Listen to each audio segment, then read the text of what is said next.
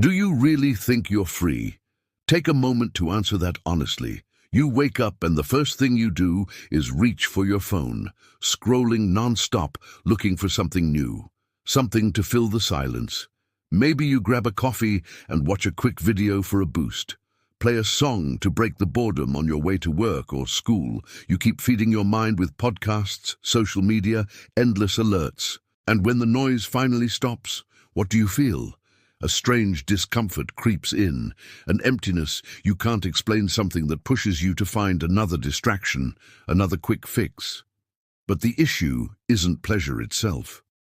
Pleasure is part of how we're wired, a survival tool, built into us by evolution. But what happens when pleasure turns into a trap?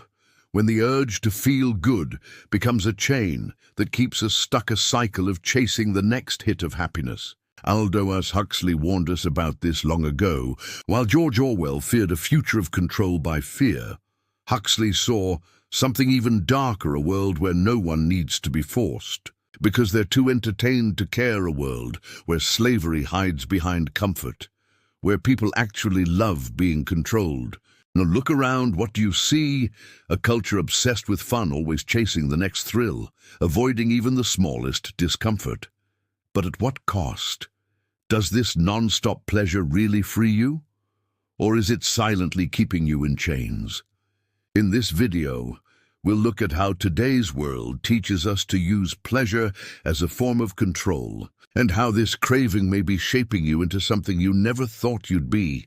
A willing slave. If you think you're steering your own mind, you might want to keep watching, because you may realize you never really were. The deepest kind of slavery doesn't need chains, it doesn't need fear or force, it just needs one powerful thing: pleasure. When pleasure rules your life, servitude can look like freedom, and this is what Huxley warned us about. In Brave New World, imagine a place where no one asks questions because they're always entertained, where meaning is replaced by endless distractions, where pleasure isn't chosen, it's forced. In his story, people are raised to avoid anything uncomfortable whenever they feel low or confused. The answer is simple. Take Soma, the perfect escape, a drug that numbs the pain and keeps everyone calm. But is this just a story? Look at your own life. When you feel bored, lonely, or lost, what's the first thing you do? Do you pause and reflect, or do you grab a distraction? Scroll your phone, watch a show, eat, drink, shop, have sex, play games, or watch porn? The list never ends. We live in a time where instant comfort is just a tap away. Any feeling of unease can vanish in seconds with a screen swipe. You don't need to sit with the emptiness, just cover it up with another burst of pleasure. And the scariest part, it feels like your own decision. No one is forcing you to binge-watch videos all day. No one is making you scroll for hours. No one is threatening you to keep buying, eating, consuming. So if it's your choice, why is it so hard to stop? The truth lies in how we've been shaped. When your brain learns to chase quick rewards every time something feels uncomfortable, it begins to expect it, demand it. This becomes your new normal slowly. You lose the patience to be bored, to sit in silence, to look inward. Your thoughts feel heavy. Being alone with your own mind becomes unbearable. And before you even realize it, you've become exactly what Huxley described. A cheerful prisoner, trapped not by force, but by the promise of endless pleasure. But how does this happen? How does this conditioning train us to run from discomfort and rob us of the ability to think deeply? That is what we're about to uncover in the next part of this video.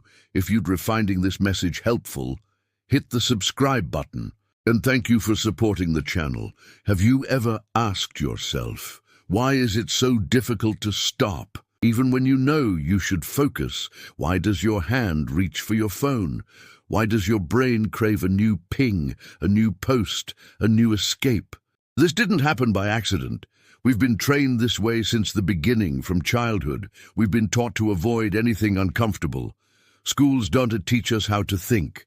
They teach us to memorize and repeat jobs. Don't ask us to reflect. They ask us to produce, and modern culture fills our days with non-stop distractions. So we never pause, never question, never challenge what we're told. This creates a world where the biggest danger isn't a tyrant taking away. Our voice, it is a system that makes us stop caring about having one. Huxley saw this with eerie clarity in Brave New World. People weren't silenced with violence. They were taught to enjoy their chains from the time they were children. They were shaped by sleep learning, repeating messages. They didn't even know they were hearing lines like, "Everyone belongs to everyone," and "A gram of Soma solves everything," became beliefs they never questioned.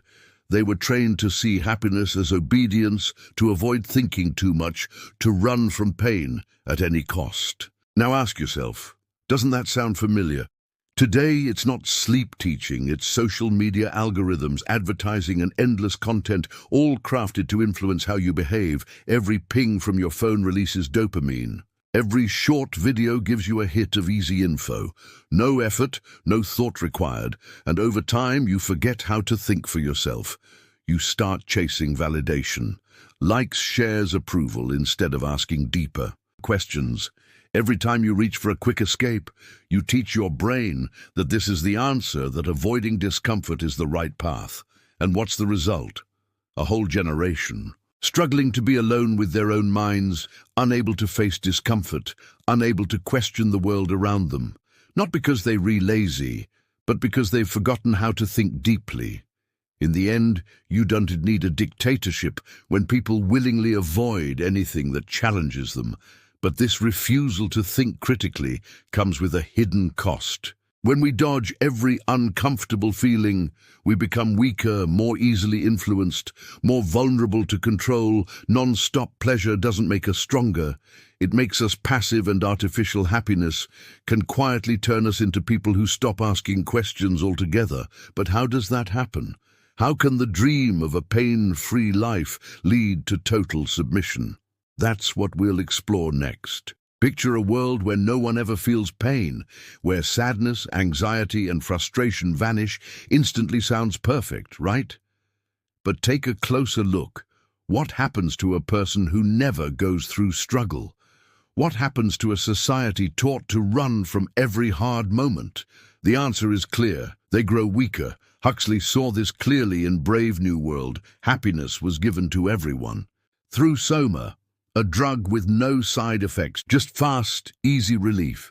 But what did that happiness really mean? It meant no one could handle discomfort, no one could face frustration, or even stand their own thoughts as soon as something felt wrong. They reached for a dose of comfort.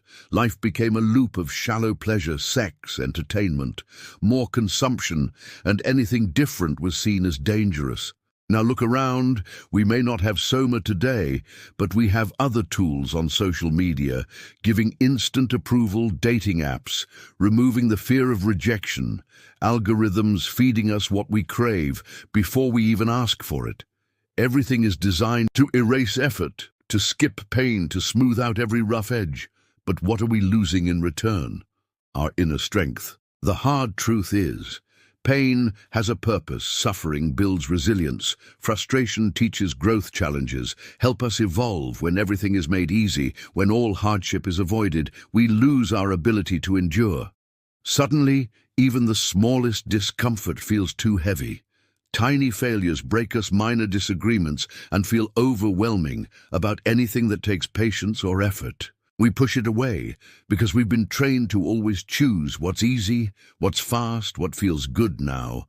And this has consequences because a society full of strong people who face discomfort and growing through it will never be easily controlled, but a society full of emotionally dependent people who constantly run from emptiness, who fear pain of any kind.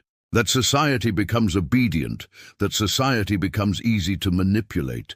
This is the perfect setup for those who seek power without violence, because when people willingly give up their strength, there's no need for chains. And this is how the trap closes. What looks like freedom, the power to avoid pain, quietly becomes our prison.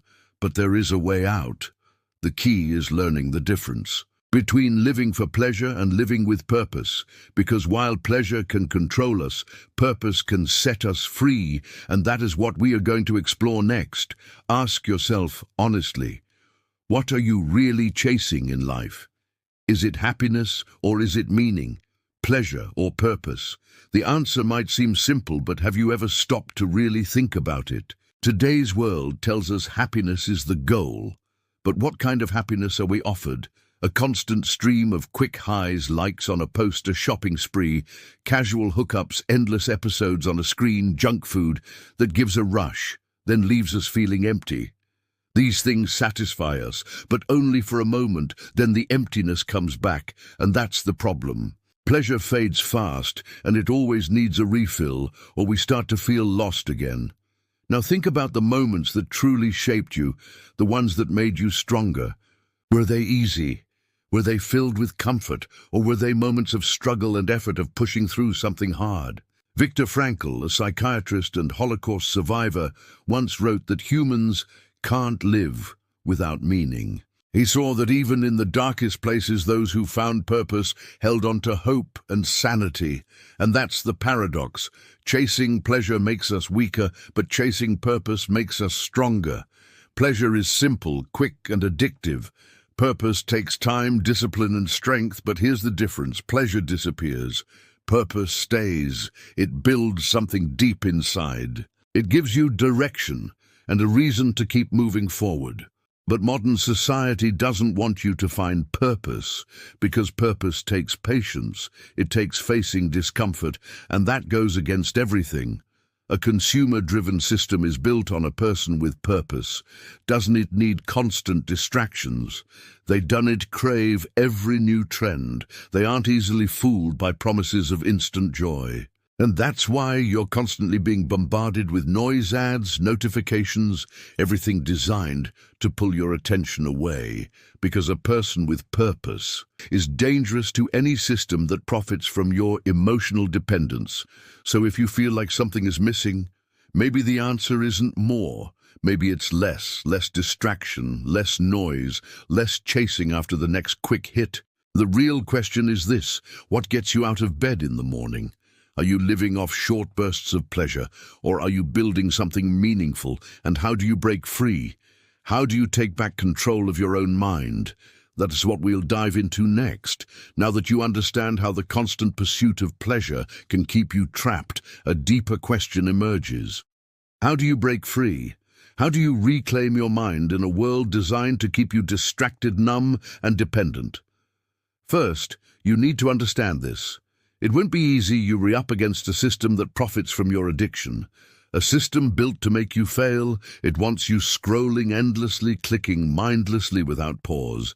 But there is a way out. And it begins with a decision.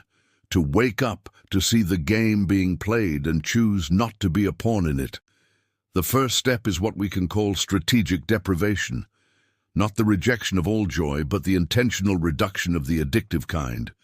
You don't have to become a monk, but you do have to pause and reflect how much of your pleasure is real. How much is just sedation? Start small. Take breaks from social media. Cut back on ultra-processed foods. Limit your screen time. Something strange will happen as you remove the noise. As your mind will recalibrate, you'll start noticing beauty again in silence, in nature, in your breath.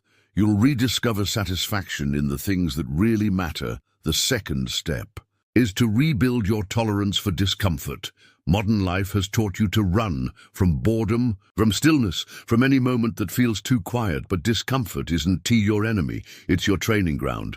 Learn to sit with it, to feel it, to listen to what it's trying to tell you. When you stop numbing it, you begin to grow, you become stronger, sharper, more present. The third step is to reignite your critical thinking. Ask yourself, why do I need to be entertained all the time? Who benefits from this endless distraction? What could I become if I stopped chasing the next quick hit? These questions matter because many of your desires weren't truly yours to begin with. They were planted by algorithms, by marketers, by a system that thrives on keeping you docile, but only those who question can reclaim the power to choose to rewrite their own path. And the fourth step is perhaps the most important, is to replace pleasure with purpose. As we explored earlier, pleasure fades, but purpose endures. Ask yourself, what am I here to do? What matters most to me? What kind of life do I want to build? These aren't easy questions, but they're the only ones worth answering, because purpose gives your struggle, meaning it turns discomfort into growth, pain into transformation. But even if you begin this journey, even if you start rising above the noise, there is one more truth you must face. The world around you is still drowning in it, and when you choose to change, something else changes too. The way people see you, some will admire your courage, others may resent it, but not everyone will welcome your awakening. Because when you break free, you become a mirror, and mirrors make people uncomfortable. When you stop living in distraction, you expose the truth they were trying to avoid. You reflect their avoidance, their dependency, their fear of facing themselves, and that can make you dangerous, not because you harm them, but because your clarity threatens their illusion. This is the paradox of awakening.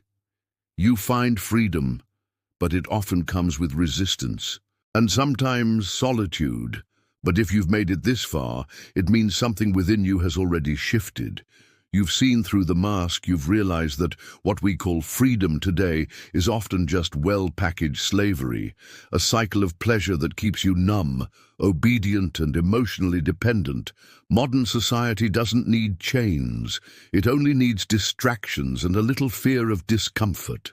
But now you see the game, and the question that matters most is, what will you do with this awareness?